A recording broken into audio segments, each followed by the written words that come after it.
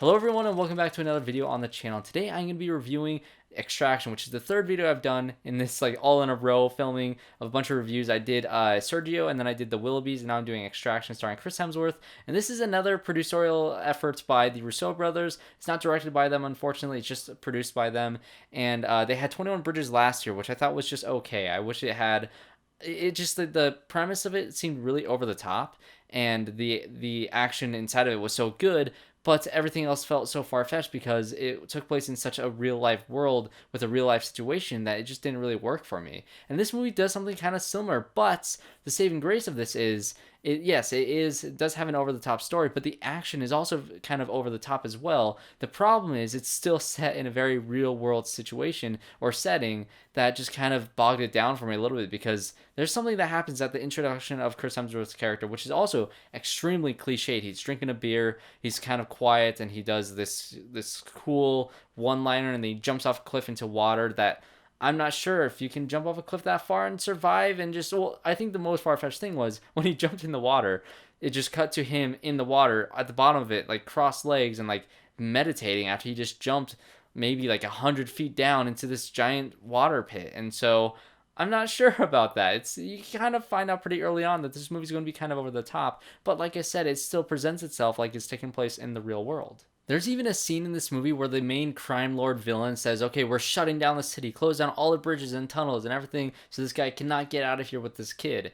And that's exactly the same premise as 21 Bridges, except this takes place in Bangladesh, and that's the only difference. So it kind of has similar story beats like that I thought was kind of weird connections. And the one thing that I did love about this movie, like I said, was the action. You'll hear a million times about everybody talking about this movie, but they do try to mimic the action in John Wick. I don't think it's nearly as good as the action in John Wick, but I do think the director, being a stunt coordinator for a lot of the Avengers movies and a lot of the Marvel movies that have worked with the Russo brothers before, probably on that awesome samurai fight in Avengers Endgame that looked really good all in one take. There is probably a 15-minute segment in this movie that is shot to mimic being in one take. It's not. You can tell where the hidden cuts are, but it is exhilarating. I think at that point in the movie, about 30 minutes in, I was completely locked in because the action was so good. And when the action scenes hit, it's incredible. Last 30 minutes, there's this awesome bridge scene that was very exciting, and it's very gory. This is an R-rated movie. They don't hold back on the blood or the violence at all, and I love that about this movie. I thought that was great, and that is why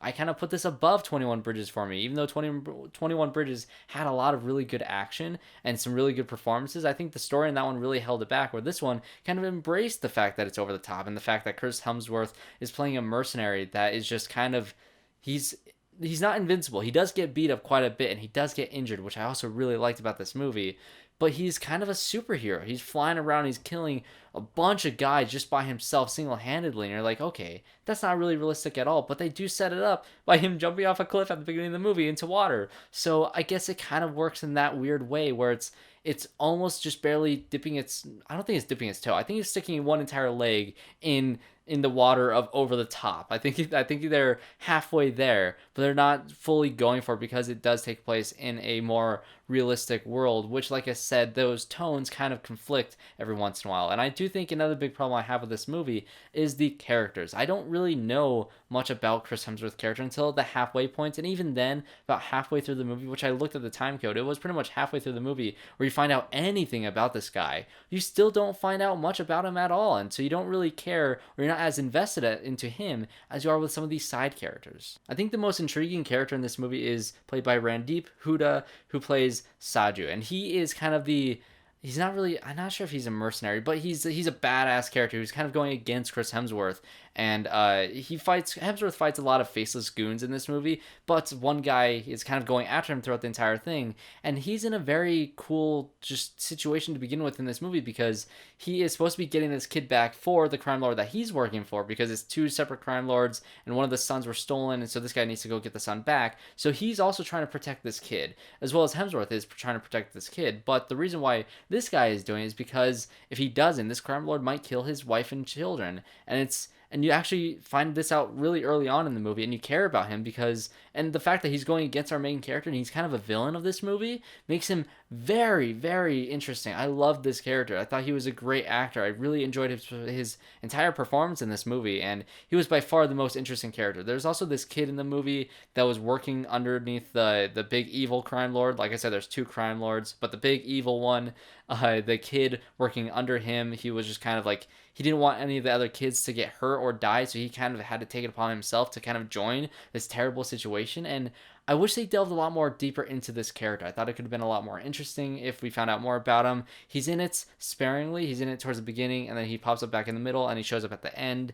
And I wish they had a lot more of him in it, because I thought they set up for him being a very interesting, conflicted character, but they don't focus on it enough. So I wish they focused on those two rather than Chris Hemsworth, honestly. I really wish he was the main character rather than Hemsworth, the other mercenary guy that's going after this kid. And this kid that they're protecting was pretty good as well. I don't think you really knew much about him. You didn't really care too much about him. And when things got emotional at the end with his relationship with these two different characters, I don't think it really hit as well as they wanted it to. I think it had some emotional impact, but not nearly as much as they thought they were. So that is my review for Extraction. I do actually recommend this movie for you guys. I think this is probably maybe I did like, I don't know if I like this more than the Willoughbys or not. I think I can recommend this movie a lot more to you guys than I would the Willoughbys, because the Willoughbys is a very strange movie. This one is more, I think generic's probably the wrong word to use, but it's the more recommendable action movie that I think most people will enjoy. So thanks guys for watching this review. Comment below what you guys thought of Extraction and of all these other movies that I reviewed. I'll put links in the description or playlist or wherever in the iCard up there.